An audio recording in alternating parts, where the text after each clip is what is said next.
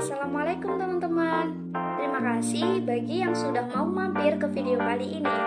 Di video ini kita akan membahas tentang keunggulan pembiayaan bank syariah dibanding bank konvensional. Sebelumnya, izinkan saya untuk memperkenalkan anggota kelompok kami. Yang pertama, Siti Aminatul Munawwaroh dengan NIM 20402013. Yang kedua, Kavita Zanuba dengan NIM 20402025. Yang ketiga, Fatihatul Solihah dengan NIM 20402035. Yang keempat, Nur Afiatul Walidaini dengan NIM 20402122. Dan yang terakhir, Sania Eka Swastika dengan NIM 20402123. Sebelum kita ke inti pembahasan, kita akan menjelaskan terlebih dahulu perbedaan dari bank syariah dan bank konvensional. Apa sih bedanya dari kedua bank tersebut? Apa cuma beda dari namanya? Mari kita ulas lebih dalam lagi. Perbedaan yang pertama adalah pada bank syariah, investasi ditujukan pada usaha yang halal, sedangkan pada bank konvensional, investasi bersifat bebas nilai atau investasi boleh ke halal maupun haram. Pada bank konvensional ini, umumnya pengelolaan dananya bisa dilakukan ke semua lini bisnis yang menguntungkan di bawah aturan undang-undang yang berlaku. Itulah mengapa tidak ada keterikatan antara bisnis yang halal maupun yang haram.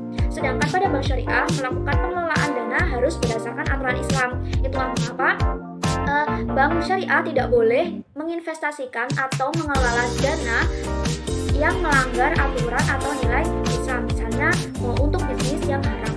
Perbedaan yang kedua adalah pada bank syariah menggunakan sistem bagi hasil, margin keuntungan, dan fee. Sedangkan pada bank konvensional menggunakan sistem bunga. Untuk penentuan suku bunga dibuat pada saat awal perjanjian dengan berpedoman harus selalu untung di pihak bank, dan besaran suku bunga ini ditentukan berdasarkan dengan jumlah uang yang dipinjam. Sedangkan untuk penentuan besarnya risiko bagi hasil dibuat pada kemungkinan untuk rugi. Jadi besarnya itu tidak disepakati di awal akad, dan besarnya nisbah bagi hasil ditentukan berdasarkan jumlah keuntungan yang diperoleh dari usaha yang dijalankan oleh nasabah. Pada poin yang ketiga yaitu besaran yang ada pada bank syariah pada bagi hasilnya itu bisa berubah-ubah tergantung dengan kinerja usaha untuk pembiayaan pada bagi hasil. Seperti halnya pada pembiayaan bagi hasil yaitu ada murabahah dan musyarakah. Sedangkan pada bank konvensional besarannya yaitu tetap tidak ada perubahan baik dari awal kontrak maupun di akhir kontrak. Kemudian poin yang keempat yaitu ada tujuan bank, di mana pada bank syariah terdapat dua tujuan yaitu profit oriented dan falah oriented, yang artinya adalah mengambil keuntungan untuk dunia serta ke akhirat demi kesejahteraan lahir dan batin. Sedangkan pada bank konvensional hanya ada satu tujuan yaitu profit oriented, di mana bank konvensional hanya mengambil keuntungan untuk kepentingan dunia saja. Perbedaan antara bank syariah dan bank konvensional pada poin kelima, bank syariah ini pola hubungan kemitraannya terjadi antara bank syariah dan nasabah adalah hubungan kemitraan dengan posisi horizontal atau pola hubungan yang setara, sehingga bank dan nasabah dimungkinkan untuk menentukan kisaran bagian keuntungan yang bisa atau nyaris sama presentasinya dalam usaha tersebut. Sebagai contoh, hubungan antara penjual dan pembeli sewa atau menyewa. Untuk bank konvensional hanya terdiri dari hubungan kreditur dan debitur, di mana pola hubungan ini tercipta antara nasabah dan bank hanya berupa debitur dan kreditur. Pihak bank konvensional hanya bertindak sebagai pihak yang memberikan dana atau pinjaman saja, sedangkan pihak nasabah hanya sebagai pihak yang menerima pinjaman. Untuk poin keenam, perbedaan bank syariah ini adanya Dewan Pengawas Syariah. DPS ini melakukan pengawasan baik secara aktif maupun pasif, terutama dalam pelaksanaan fatwa DSN, serta memberikan pengarahan atau pengawasan atas produk atau jasa dan kegiatan usaha agar sesuai dengan prinsip syariah. Nah, untuk bank konvensional ini tidak ada lembaga sejenis Dewan Pengawas Syariah tersebut.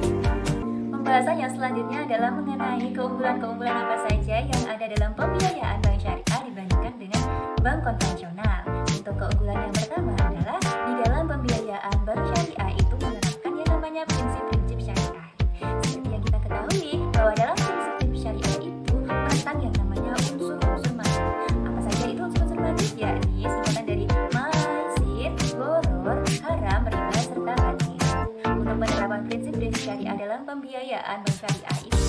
telah diawasi oleh DPS atau Dewan Pengawas Syariah serta DSN.